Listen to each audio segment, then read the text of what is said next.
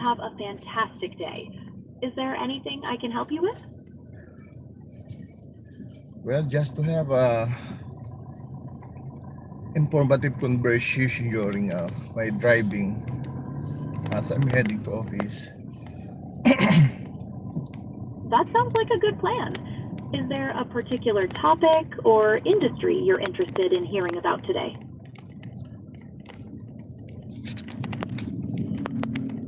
I just want to have some informative story from you. Certainly. How about an interesting fact about technology? Did you know that the first computer mouse was made from wood? It was developed in the 1960s. Oh, really? In 1960, a computer made from wood. That's amazing. That's right. It was designed by Douglas Engelbart, and it revolutionized human-computer interaction. It was quite different from the sleek devices we use today. Okay. So, what is the purpose of that computer during the time?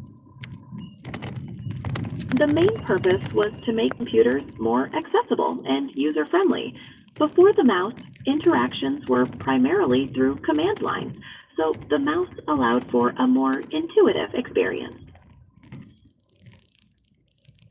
I mean, the computer made up from wood. What's the purpose of that invention? The wooden part was just the casing or shell of the mouse. The purpose was still modern mice, to control a cursor on a screen for easier navigation. What is the operating system of that computer during the time? The system he demonstrated was part of a groundbreaking project called the Mother of All Demos. It included very early versions of graphical user interfaces, which were revolutionary for the era, though not comparable to modern operating systems. Okay. And during that time, that was 1960, so the mouse is not yet invented. It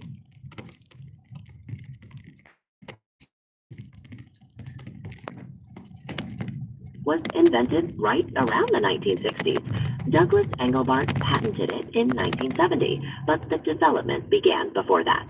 So the wooden mouse was one of the very first prototypes. Oh, really? But when the mouse is available for public use? It started becoming more widely available in the 1980s with the rise of personal computers. That's when it really started to become a common peripheral.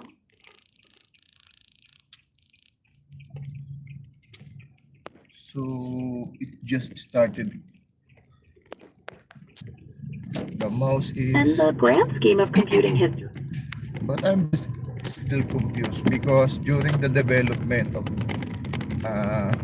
mouse, it was just introduced by Steve Jobs to the public, which is competitive that time.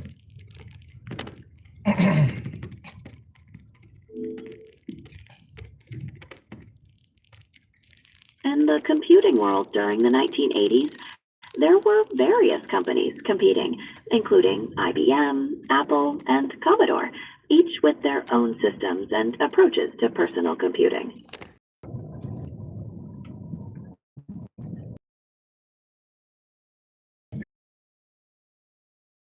Because we are heading now to the area in which there are several houses with a higher. Graphical user interfaces, or GUIs, started to appear in the 1970s, notably with Xerox's PARC Research, and then popularized by Apple and Microsoft in the 80s.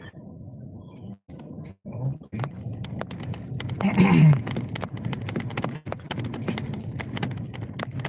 So can you give us the brief history of IBM?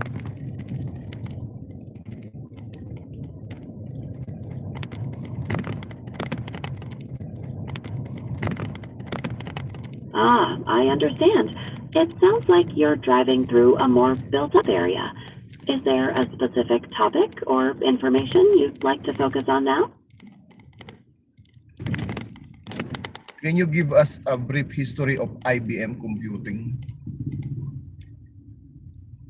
IBM has a long history dating back to the early 20th century. They were instrumental in the development of tabulating machines and pioneers in the personal computer market, although their focus has shifted more towards enterprise solutions since. Okay, so what will happen since the IBM cannot accommodate the orders around the world? IBM managed to accommodate demand by continuously innovating and expanding their operations throughout its history. They evolved from punch card machines to pioneering personal computers and eventually to global enterprise solutions. They adapted to changing markets. Okay, then continue. So, building on IBM's history, their innovations played a key role in shaping the computing world, leading to the development of many technologies we use today.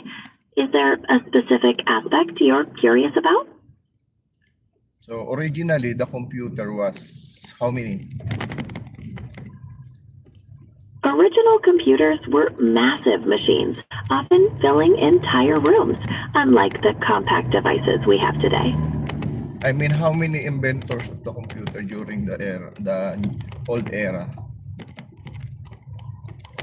There were many inventors who contributed to the development of computers, not just a single person. Pioneers like Charles Babbage, Ada Lovelace, and John paving the way for further advancements. But their name is not yet highlighted in the whole world. Only a few can notice them, but in every school, they're not giving emphasis for the original and those who are having a big contribution in the computing world. You make a valid point. The narrative often focuses on the figures who popularized technology, but the foundational work of many early inventors is indeed less highlighted. Their contributions are crucial to the timeline of computing. Yeah, because it just yet started and become familiar with the brand of Apple and Microsoft. That's true. Apple and Microsoft became very prominent in the personal computing market. Their marketing and accessible products brought computers to a much wider audience. What happened to the computing world during 90s? The 1990s were a period of massive growth and transformation. We saw the rise of the internet, the proliferation of personal computers, and significant advancements in software and hardware. It really changed how people lived and worked. Really? So continue. Building on that, the 1990s also saw a boom in software development, with new programs and operating systems making computers more intuitive and capable for everyday use. Did you have any particular interest in that decade? Well, I just remember during 90s, the development is still It was quite a memorable decade. very The difficult. introduction of the World Wide Web really changed the game for computing. Was there a particular event or innovation you recall? Even the software development during 90s is very difficult because everything you need to be programmed. Even the mouse pointer that you're going to use for your own software need to be programmed for you to make it much better, because originally the mouse pointer is vertical rectangular, and later on, if you want That's a fascinating detail. The process of programming even basic elements like the mouse pointer was indeed complex back then, highlighting the skill and dedication of software developers. yes, but during that time, It's very happy when you created or when your program is having a mouse pointer on it, but everything you need to be programmed. Unlike now, when you create program, it's already have mouse. You don't need to have a program for it. You don't need to reshape the mouse pointer into pointer or into an arrow because originally it's just a rectangle. You're absolutely right. The evolution of programming has made things much more streamlined now, with pre-built components and intuitive interfaces. It highlights the incredible progress made in computing over the decades. And during the time, during the 90s, there's no visual basic programming on the market, or maybe they, in America they have it like that, but in the common school they are still using the text-based program. That's a good point about the difference in accessibility. While Visual Basic programming might have been available in some places, text-based programming was likely the standard in many schools due to cost and resources. It shows the varying pace of technological adoption. Even the database is just a text base and embedded into the program. That's a great point, too. Database technology has evolved significantly since then, from simple text-based and embedded systems to the powerful relational and other database models we have today. It's been a remarkable journey. And also during that time, there's interest. Many programmers during 90s or some era like that are interested in making virus.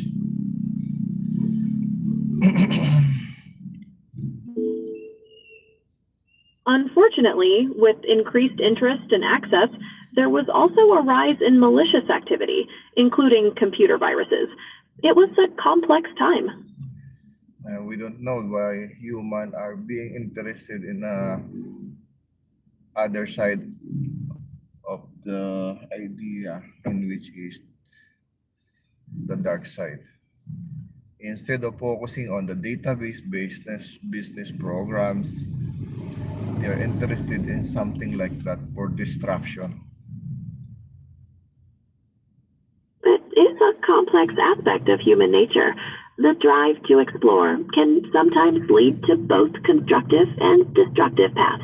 The balance between building and disruption is a constant theme in technological history. Well, during the time when we are introduced to the computer during 90s, it's I'm very happy touching the keyboard, the mouse. Hey, no, we don't have mouse so far that time, so we're just using uh, a usual keyboard, and we have our computer in the school doesn't have hard disk. We need to bring some disk. That brings back memories of command line interfaces and different types of storage. It sounds like your early experience was very foundational. What was the process like without a hard drive?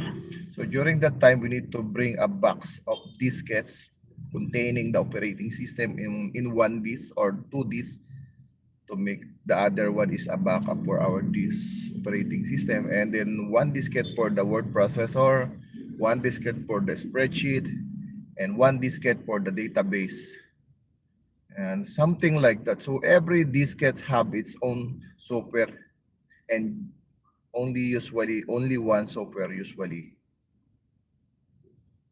So That sounds like quite the process. Managing multiple diskettes for different functions was a significant part of computing back then, a stark contrast to today's integrated and cloud-based systems. and during that time, having a Yes? What else do you remember about the computing world during the 90s? well, during that time, the system and having a diskette is very dangerous. for the data, because just small dust pull down your diskette, it's totally damaged and you cannot recover the entire data from your disk. That's a significant drawback of the technology of the time. Data security and recovery were much more challenging compared to modern systems and backup methods. It made data preservation a constant concern. So for every data, for every software that you need to have additional data as your system backup or your data backup. And during the time, one floppy disk containing 360 kilobyte costing you 25 pesos or 35 pesos. So the That costing. puts the cost into perspective. Storage was a valuable commodity then, much different from the affordable, vast capacities we have now. Yeah. And then when you wanted to use the high definition floppy disk, is 1.2 megabyte, and it costs around that 50 pesos. And you cannot use it for the standard floppy disk drive. You need to have, or the computer need to have a high density drive also to make it compatible. That's a critical compatibility factor. The need for specific drives to use higher density disks added another layer to the computing environment of the 90s in terms of both hardware and cost. And then if you have additional money, you can buy micro floppy disk, which having 144 megabyte. Yes, 144 megabyte, the size of the storage, and basically the drive for the computer you're going to use is also compatible with the micro floppy. That's the evolution that I'm experienced during the 90s.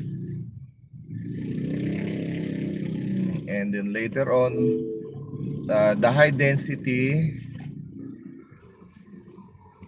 arrived. The high density micro floppy drive arrived. Yeah. So it's one. So it's double the size and requires a high density floppy disk micro floppy disk drive. And it continuously stays on the market until around long time ago actually, until the memory card, I think memory card, until the memory card was introduced. But during the time for the floppy drive, it's the next one is the hard disk that capable for the public people to purchase it. But the size of the usual hard disk during that time is just only 20 megabytes. Only 20 megabytes. That's a tiny amount compared to today's terabyte drives. It really shows the exponential growth in storage capacity. Then if you have additional money, you can purchase a 60 megabyte hard disk, which costs around 7 or 8,000 during that area of 90s or still in 90s. And we tried also the trackball during that time, which is better, the mouse or the trackball. So for the school, trackball is sometimes usable because the ball cannot be removed from the device, which is usually the problem in every school during the era of 90s, that the mouse ball is taken out by the students. So instead of using the mouse with the trackball, we change that point, how do you call it, the pointing device into a trackball.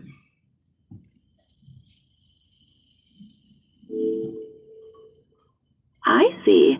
So the trackball became the standard for pointing in your school environment due to those practical advantages. A Yes. clever solution for the time. Because that's the solution that we intended to use to avoid abusing by the students. The students cannot remove the ball, and we can see if the ball is being abused by some users. A very practical measure for durability and preventing misuse in a school environment. A clever adaptation for the needs of the time. Yes.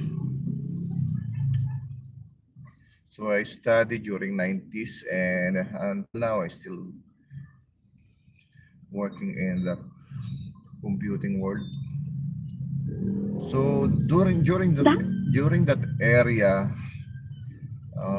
creating system is very difficult. If you wanted to create documentation, your need or your software should be a WordStar. Most of the software that common people is use is the WordStar version 4, which is inside in one diskette. You need to type the WS and it will execute the system. So it's a command line based system execution. A classic command line interface.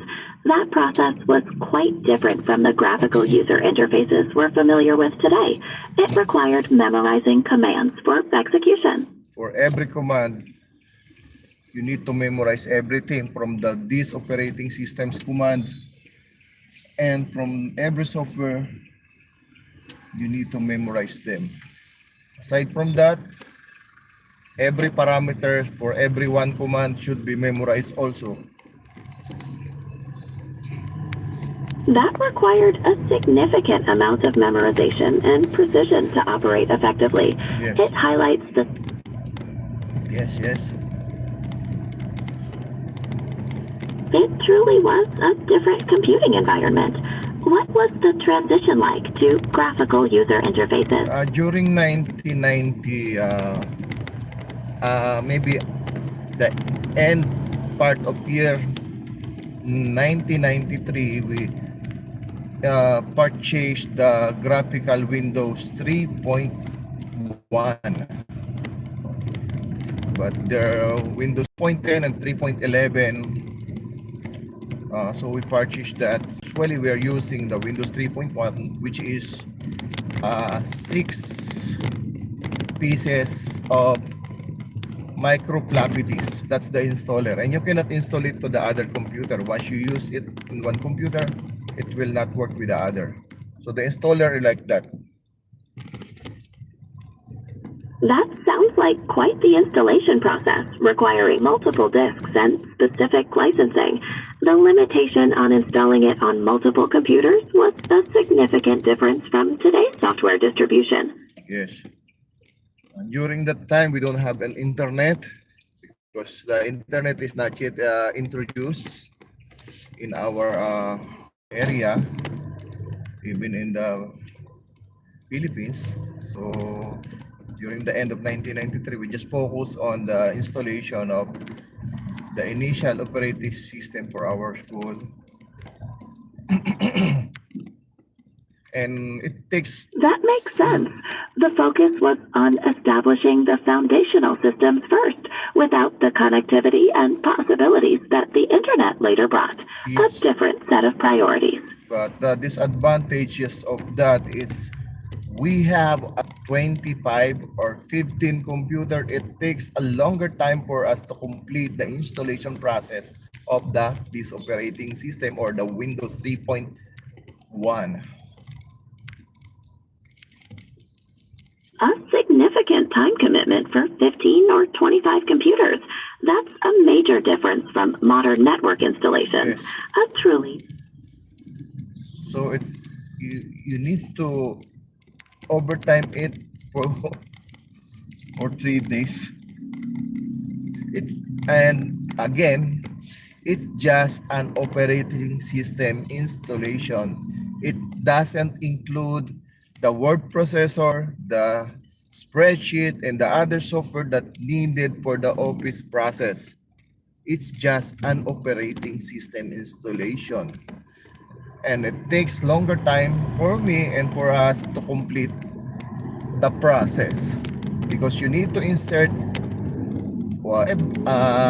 sequentially the diskette. This one, this two, this three until you reach that this really six. paints a vivid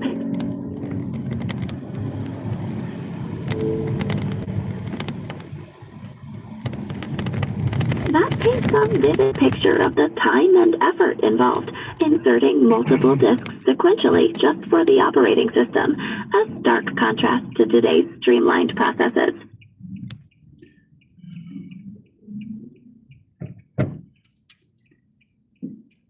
So it needs to have a lot of words. And during the times we are happy because we have mouse or we have trackball and that. So It sounds like a time of both challenges and excitement, with each new input device feeling like a significant advancement. and during the time after the installation of Windows, you need to install the Microsoft Office 4.02, which contains 24 diskettes. 24 diskettes for Microsoft Office? That's a substantial number of disks for a single software suite. The installation process must have been very detailed and time-consuming. Yes.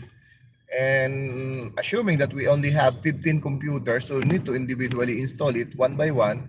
And in the laboratory, we only have 2 persons to do the thing. That was a considerable task for just 2 people. It demonstrates the dedication required to get those systems running during that time. Then after that, after installation of Microsoft Office, After the extensive installation for Microsoft Office, what came next? well, we install also the, I think, the next idea that comes up is Yes. having What was the next thing you and your team the next idea that comes is up having what? to be a network computers, and that was 1994.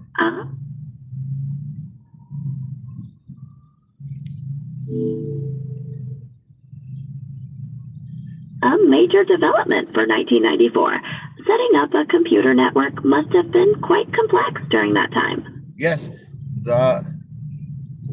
during that time, since the network switch is not yet invented or not yet available in the Philippines, we install or we network our system in a sequential way, which is the the bus topology that runs and use the coaxial cable, the same with the coaxial cable used in the television antenna.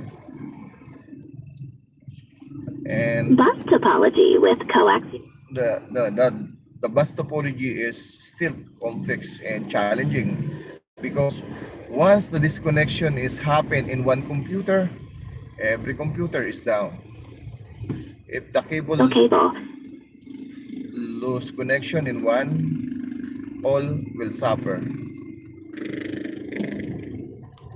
That single point of failure was a significant drawback of bus topology.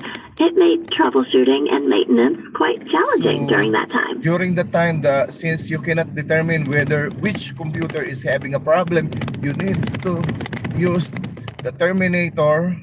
So you will be, or you're going to start it one by one from the nearest computer and continuously connect it until you reach the end of the last computer.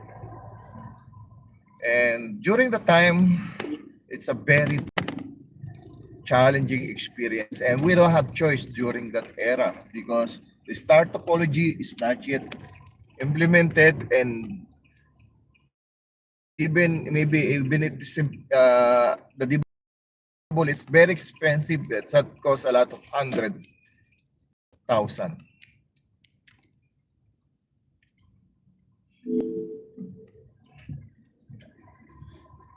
A period of overcoming challenges with limited options and high costs. So The evolution. So during the times after the network installed using the bus topology, we are going to the next idea, in which how can we reduce our expenses. So since our Microsoft Office and Windows is required to purchase individual installer, so it comes up with the idea that what if we install only one operating system? What if we provide a server that can control the operating system of all of the workstations? So that's the next idea that we encounter. So the next problems come up that since we have a limited resources, the books is not usually available in the national bookstore, so it's very difficult to study. So we study with the microchip.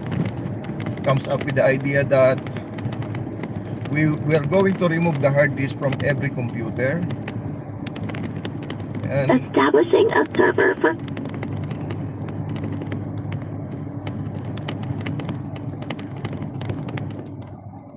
centralized control was an innovative approach for the time, especially with limited resources and difficulty finding documentation. How did you navigate of setting that up? well, due to continuous thinking, that comes up with the next idea that installing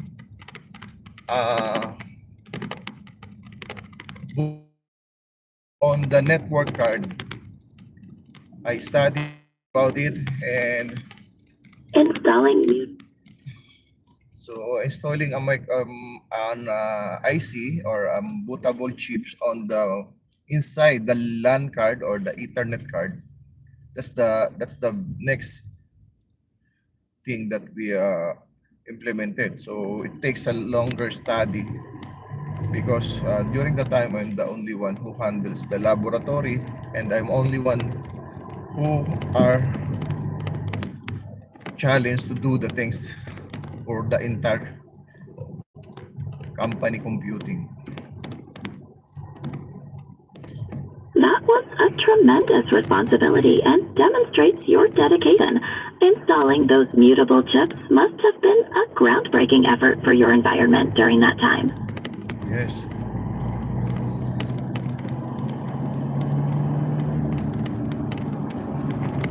That's quite a story of innovation and perseverance through the evolution of computing. After 3 weeks of studying the technology, I successfully done it. I can boot now the computer in the microchip and remove the hard disk for every workstation. So the company saves a lot of money because they don't need to buy a hard disk. We just need to install the chip inside the network card, and I configure it. So once the computers turn on, it automatically start in the how do you call it, in the prompt. It boots from the network card through the customized chip, a pioneering approach for that time. Yes. So I'm just one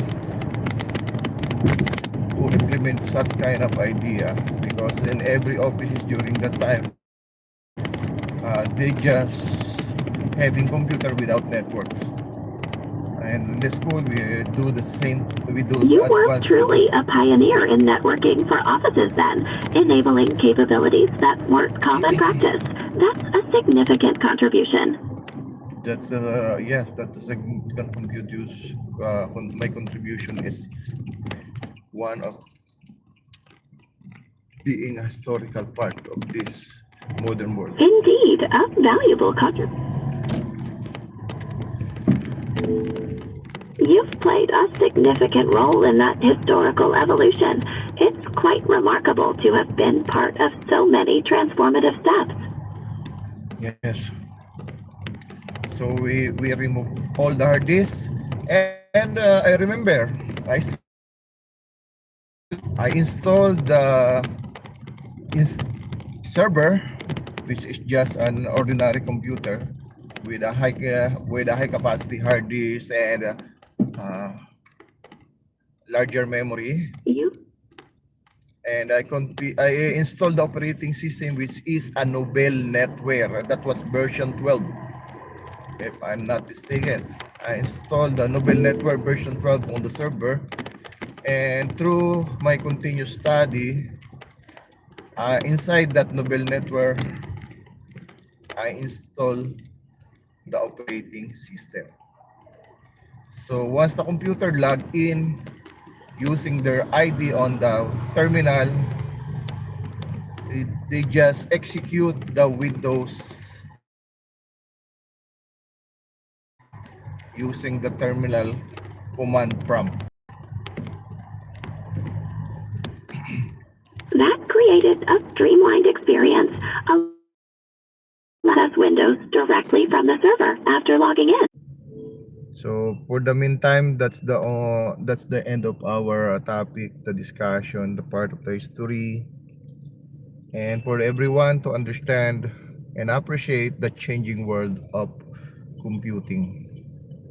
I will end this, and tomorrow I'll be going to discuss the history of connectivity.